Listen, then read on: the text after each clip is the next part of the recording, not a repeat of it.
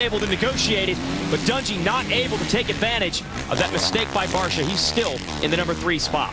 But Dungey always is just so patient and so strategic. Okay, he doesn't seem to have a sense of urgency, and I think that you misread how bad he wants the championship and how hard he's working for it.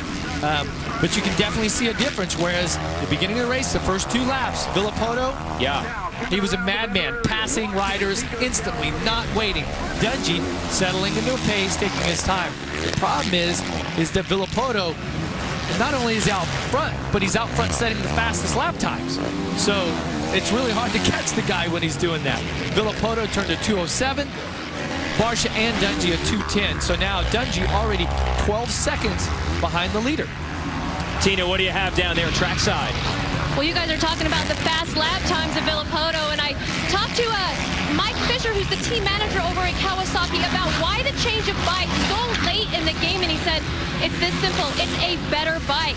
Villopoto's times on the laps improved. In fact, the times in a longer period improved, and from the time Villopoto left the truck to the track, he liked it immediately, and that's why the change.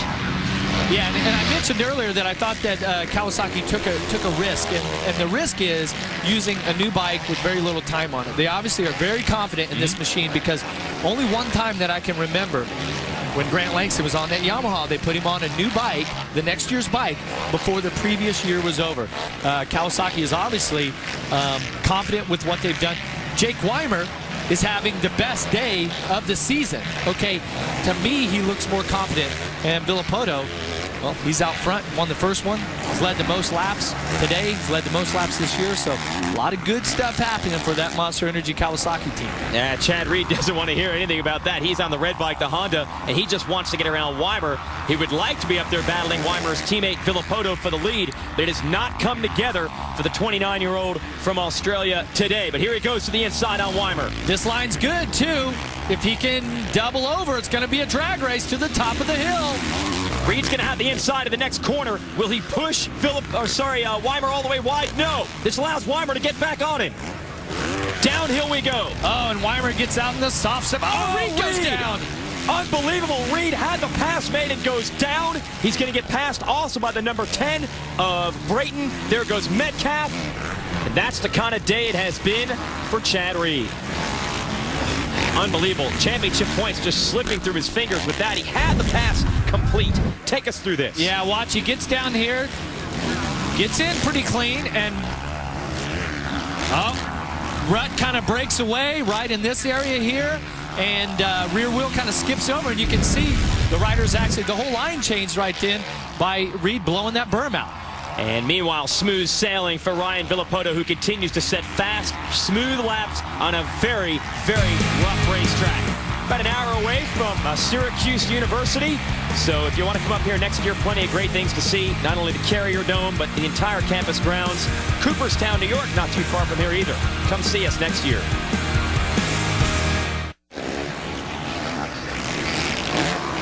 Nearly 30,000 fans lining the hillsides here at Unadilla, watching the best motocross riders race the best motocross bikes. But check out some riders driving in off-road trucks. Check this out.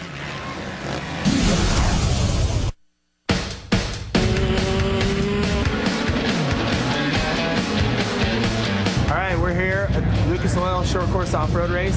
Sounded like a fun idea and a good way to go spend an off weekend having fun racing. And next thing you know, I'm in the truck, strapped in, and here we are. Ricky, you've had a chance to get out there a couple times. How you liking it? Yeah, it's good. You know, I've had like 2 practice days in the truck, and feeling it out, it's a lot of fun. It's harder than it looks. I'm excited. I figured I got a roll cage. That should be all right. Yeah, all you got to do is tighten the seatbelts down. If you flip over, at least you know you're not going to.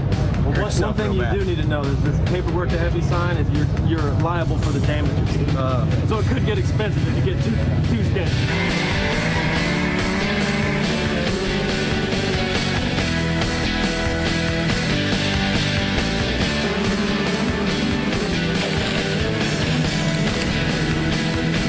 Had an incident in a corner out there, ended up rolling, I think, like twice in a corner, and put her up on edge. We broke a tie rod, so I wasn't able to finish.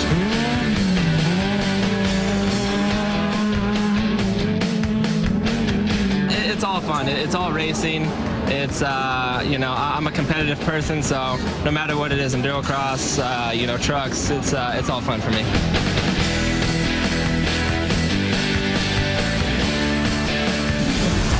All right, Ricky Dietrich right now is running 10th in this race and Nick Way in 12th. So that's the teammates on that Rockstar Valley Motorsports Yamaha team, showing they can get it done on 4 wheels as well as 2. These guys like to race, no doubt. You give them an off weekend, they will find somewhere to do battle. Justin Barcia continues to hold off Ryan Dungey. This is a race for the number 2 position today. And Barcia, 19 years old, is riding like a veteran, even though it's his first race ever in this 450 class. First race, second moto, obviously. What I'm impressed with is they now have up to pace. It's the fastest pace on the track, faster than Villopoto last lap around by about a half a second. And that tells me that Barcia fending off the charge here by Ryan Dungey, but it's, oh, look at that big mistake there by Dungey. The rear wheel skipping out on him a bit. And Barcia, in the 250 class where he normally rides, is known as being one of the most aggressive riders out there. He'll block you, he'll bump you. I don't know if he's going to play that way with Dungey, since he doesn't factor into this championship, but he's definitely making it difficult for him to pass. It's factoring in at the moment, because it's allowing Dungey, or making Dungey, work for a second place and let the leader pull away, you know. So, and also Dungey's taking a little more chances than normal. As we look at the top of the screen there's 10 minutes, about 10:30 plus 2 laps to go in this moto. Right. And like I said earlier, it's not guaranteed that Dungey's going to be able to make his way past him. Not at the pace that Barcia is running right now, and that could be he could play a real spoiler in the points chase. And point out what Dungey is dealing with by being stuck behind Barcia is the roost. Talk about that. Well, the roost and the energy, having to ride so much harder. And take more chances. And Villopoto already passed the finish line here at the top of Gravity Cavity. He backed it back down to a 2:09, and Barcia comes by with the 2:10. So now they've kind of swapped it up a little bit, and Dungey a 2:11. So now he lost a couple more seconds on the leader. And that roost is the debris being kicked up by the back tires. And at this track, most of the riders say it hurts more than just about any other place we race. Well, there's these little small rocks in this. Well, and there's some big ones in there too, but they've done a good job over the years of keeping the topsoil, taking it and putting it back on the race surface. And in qualifying practice, it's really mulchy and it's really nice. But now that the track is starting to harden up a little bit, the rocks kind of find their way to the top. So now the roost becomes more rocky than it is mulchy and, you know, mud.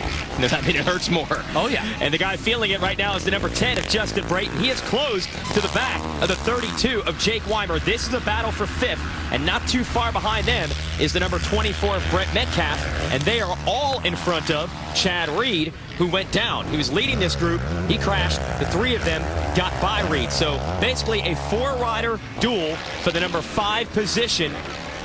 Brayton on the Muscle Milk Toyota Joe Gibbs Racing Yamaha, and the Monster Energy Kawasaki of Weimer. And then it's the Rockstar Suzuki of Metcalf. So a lot of different teams and manufacturers looking for a piece of the top 5 today. Great race here between 3 riders, Justin Brayton, Jake Weimer, and Brett Metcalf for 5th. There you see them all hopping, skipping, jumping up this big uphill in upstate New York's Unadilla Valley Sports Center.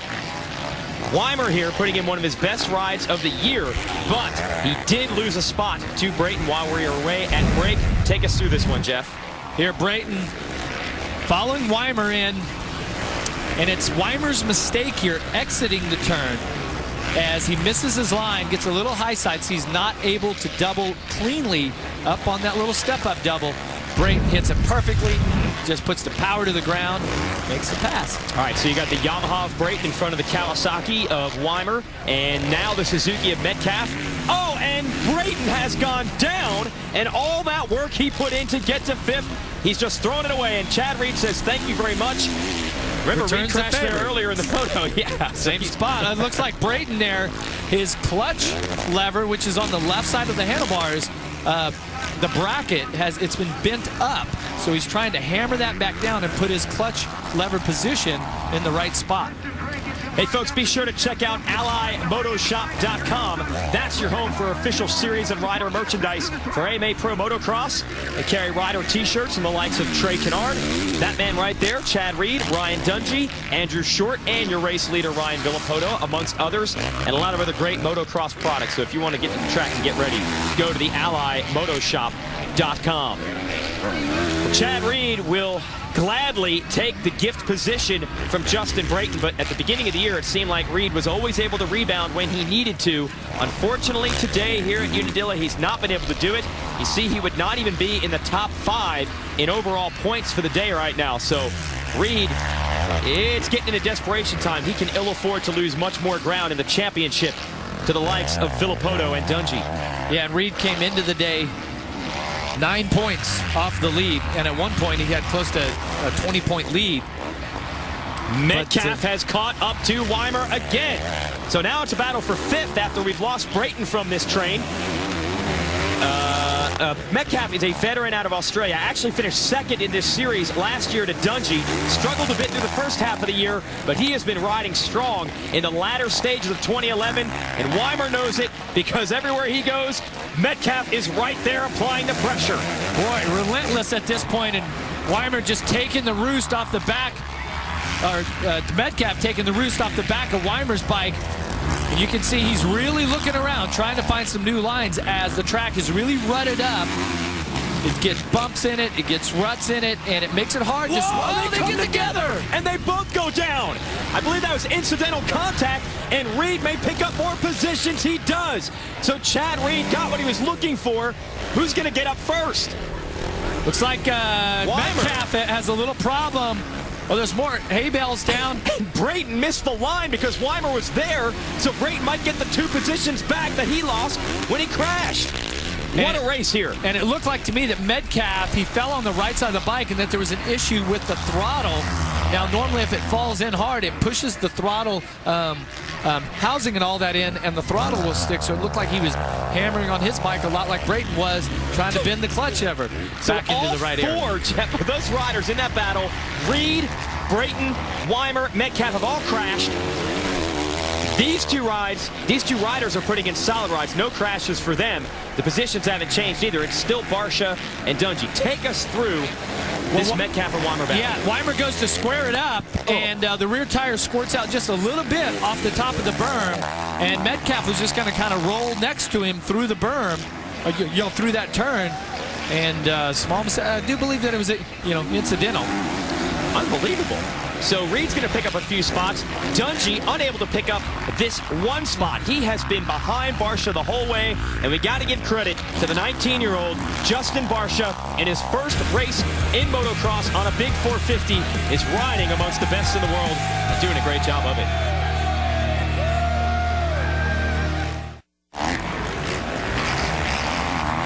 An amazing ride for this kid right here, the number 17 of Justin Barcia. He's a New York native, although he does make his racing and training home down in Georgia.